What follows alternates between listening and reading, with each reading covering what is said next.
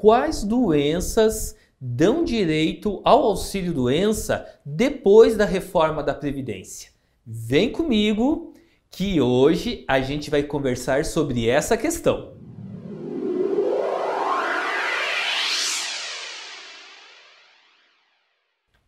Olá pessoal, tudo bem? Meu nome é Oscar e hoje eu vim aqui conversar com vocês a respeito do auxílio-doença. Quais doenças dão direito ao auxílio-doença depois que aconteceu aí a reforma da Previdência lá em novembro de 2019? Primeiro de tudo, gente, a reforma ela mudou a nomenclatura, a forma como a gente chama o benefício, tá bom? A partir de agora, aliás, a partir lá da reforma, a gente não fala mais auxílio-doença. A gente fala auxílio por incapacidade temporária, assim como também na aposentadoria, que antes a gente chamava de aposentadoria por invalidez, agora a gente chama de aposentadoria por incapacidade permanente. Então, é importante vocês irem já se adaptando a como é a nova forma de se chamar esses benefícios, tudo bem? Então, auxílio-doença passou a se chamar auxílio por incapacidade temporária. Aposentadoria por invalidez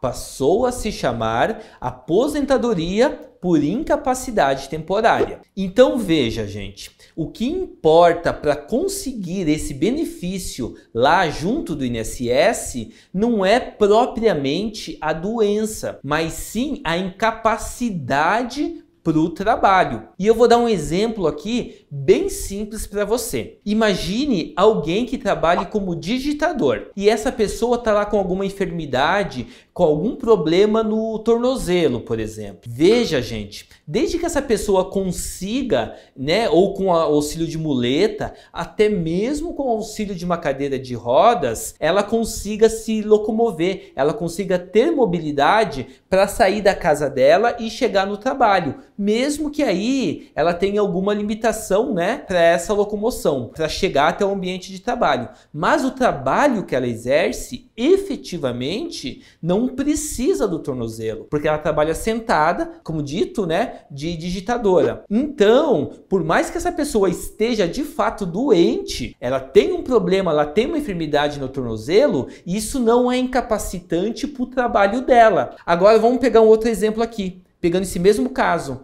vamos supor que essa pessoa é um guarda de trânsito que trabalha ali no meio do trânsito e precise necessariamente para o desempenho da atividade dela caminhar o dia inteiro. Então, se ela tem um problema no tornozelo, vai gerar uma incapacidade para o trabalho. Então, vejam, não é a doença em si, mas é a incapacidade que ela traz para o desempenho daquele trabalho, daquela profissão que ela exerce, tudo bem? Então é para isso que a gente tem que imaginar, que a gente tem que pensar. Porque se o teu caso for como desse, de ser alguém que é digitador e está com problema lá no pé, no tornozelo, antes de procurar um advogado ou antes de imaginar que você vai ter direito lá ao benefício do auxílio-doença, você já sabe de antemão que aquele problema não está te causando incapacidade, então que isso não vai te gerar a possibilidade de pleitear esse benefício no INSS. Veja, eu dei esse exemplo, mas você adapta ele para a tua situação de vida. Outra coisa bem importante que eu preciso deixar claro, inclusive é o motivo de eu ter vindo conversar com vocês aqui. A gente tem aqui alguns clientes com algumas doenças bem severas.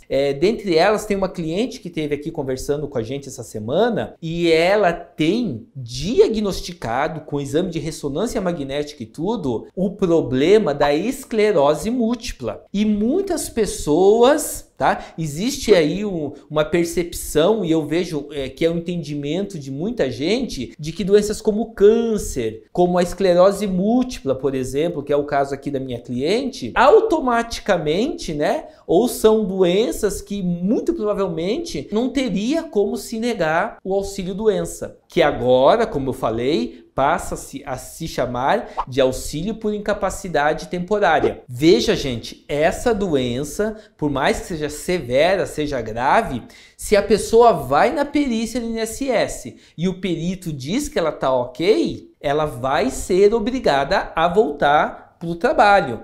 Mas se ela não tiver condição mesmo, ela procura um escritório, procura um advogado de direito previdenciário e entra com ação na Justiça Federal. E o que aconteceu aqui com o nosso caso, com a nossa cliente? Ela foi no perito judicial, fez os testes lá, os exames, a avaliação clínica com o perito judicial, depois de já ter passado no perito do INSS e ele ter negado o benefício para ela, sendo que a pessoa trabalha como auxiliar de limpeza, quer dizer, faz força e precisa caminhar o dia inteiro. Na perícia judicial, ela contou pra gente que o perito pediu para ela caminhar e ele observou a marcha dela e pediu para ela fazer outros testes lá. E quando veio o resultado da perícia, para nossa surpresa, ele disse que ela não tinha incapacidade, que ela poderia trabalhar. Então veja, gente, essa nossa cliente, ela tá tomando interferon, que é um medicamento assim,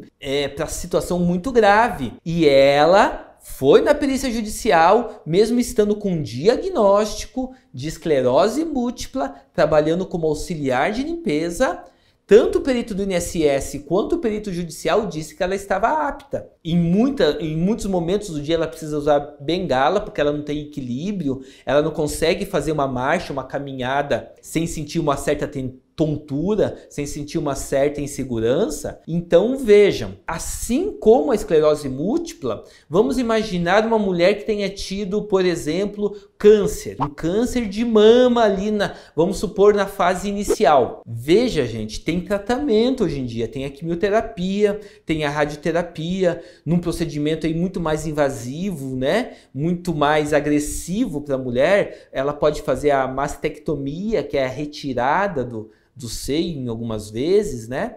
Desde que não exista lá metástase, que é a proliferação desse câncer para outros órgãos do corpo, e ela consiga o tratamento, ela consiga curar, não tem porquê, numa situação dessa, a pessoa pensar num auxílio por incapacidade temporário ou na antiga aposentadoria por invalidez, que hoje é a aposentadoria por incapacidade permanente, sendo que tem tratamento. Para algumas coisas muito específicas, a medicina está bem evoluída e a pessoa não vai ficar parada ou não vai ficar parada por muito tempo. Então é isso, pessoal. Todo mundo que pensa aí no auxílio por incapacidade temporária tem que ter essa percepção de que o que importa não é propriamente a doença, mas sim a incapacidade que essa doença traz para o desempenho daquele trabalho que você exerce. Então hoje era isso, agradeço a atenção de vocês, espero que se esse vídeo tenha sido útil, que vocês compartilhem aqui embaixo no botãozinho de compartilhar,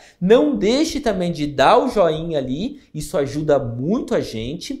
E por favor, se você passou por uma situação de precisar do auxílio por incapacidade temporária, se conseguiu, se não conseguiu, o porquê de não ter conseguido, por favor, gente, compartilhe aqui nos comentários que a gente vai ler todos os comentários. E você tendo alguma dúvida, você pode perguntar que a gente vai se esforçar em responder o maior número de perguntas possível, tudo bom? Fiquem todos com Deus, um abraço e até o nosso próximo vídeo.